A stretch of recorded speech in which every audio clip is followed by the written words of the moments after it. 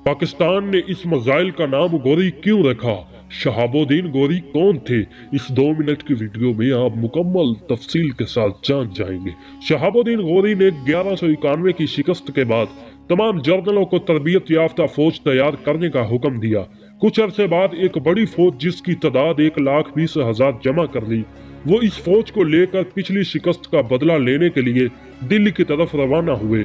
इधर से पृथ्वीराज भी भारत के 250 राजाओं की मदद से 3 लाख से ज्यादा अफवाज और कई हजार जंगी हाथियों लेकर रवाना हुआ। दोनों जर्नलों की अफवाज एक बार फिर तरवाइन या तरवाटी के मैदान में आमने सामने हुई। राजा पृथ्वीराज चौहान ने मोहम्मद गौरी को खत लिखा और नसीहत की कि अपने सिपाहियों के हाल पर रहम खाओ और उन्हें लेकर गजनी वापस चले जाओ। हम तुम्हारा पीछा नहीं करेंगे। लेकिन शहाबुद्दीन गोरी ने नहायत ही मतानत से जवाब दिया कि वो अपने भाई के हुक्म के मुताबिक अमल करता है, इसलिए बगैर जंग के वापसी नामुमकिन है। अगले दिन दोनों अफवाज का आमना सामना हुआ।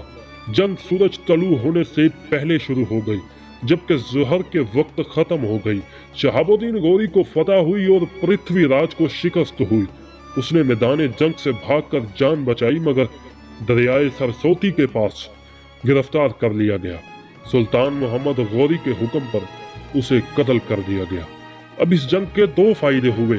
एक तो मुसलमानों का मुकाबला करने वाला कोई ना रहा, और जो भारत के दूसरे राजा थे उन्होंने मुसलमानों के आगे झुकना मंजूर किया। इसी तरह मुसलमानों की एक असीम सल्तनत हिंदुस्तान में कायम हुई, जो 1857 तक कायम रही।